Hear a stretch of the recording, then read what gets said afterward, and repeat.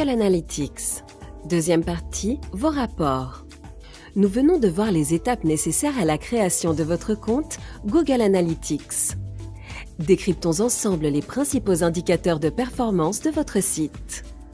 Connectez-vous à votre compte https://analytics.google.com.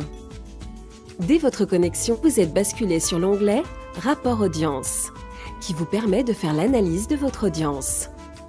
Déterminez votre période d'étude. Astuce. En cliquant sur la zone de la date, vous pouvez choisir de comparer votre trafic sur plusieurs périodes, M-1 ou N-1 par exemple. Vous trouverez ici des indicateurs de quantité et de qualité de trafic.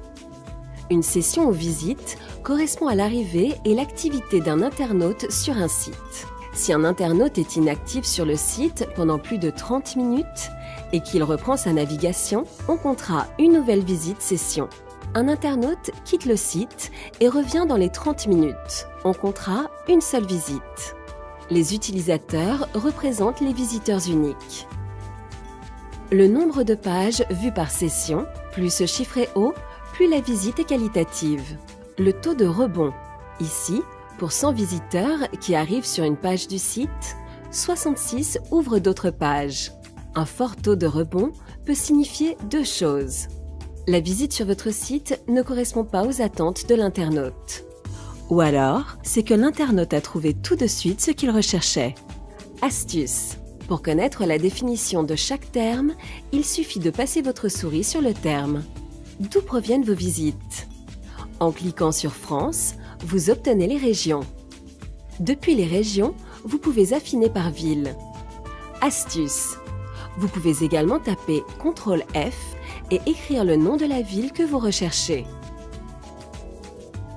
Le libellé Not Set ou Not Provided signifie que les données de navigation ne sont pas identifiées. Les visites se font depuis quel device? Sur cet écran, vous pouvez identifier le taux de rebond selon les devices. Si votre site n'est pas web responsive, le taux de rebond sur le mobile ou les tablettes risque d'être élevé. Nous allons désormais observer comment les internautes sont arrivés sur votre site. 43% proviennent de Organic Search.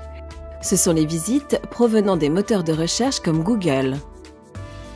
Les campagnes payantes, Paid Search, ce sont les visites générées par les campagnes de référencement payant de Google. Dans Direct, ce qui correspond aux internautes ayant tapé directement l'URL du site dans leur navigateur, ayant choisi le site dans leurs favoris ou ayant fait l'objet d'une campagne d'email retargeting type Pushimo. Dans Other, on trouve le trafic issu de Criteo, Ciblimo. Les visites qui arrivent depuis un autre site constituent le trafic référal. En entrant dans le trafic référal, on peut consulter la liste des sites d'origine. Vous souhaitez mesurer l'intérêt d'un internaute pour un contenu? Ce slash représente la page d'accueil. En cliquant sur ce sigle, vous êtes dirigé directement sur la page en question. Astuce. L'analyse des pages qui génèrent le plus de visites, ou donc celles qui en génèrent le moins, nous permettra de déterminer la campagne d'AdWords qui vous convient. Merci de votre attention. Vous avez désormais en main les principaux indicateurs de votre trafic. Ces analyses et les décisions attenantes peuvent s'avérer complexes. Dans le but de mieux vous accompagner, votre conseiller Logikimo.com a été formé aux enjeux de la digitalisation des métiers de l'immobilier. Logique-imo.com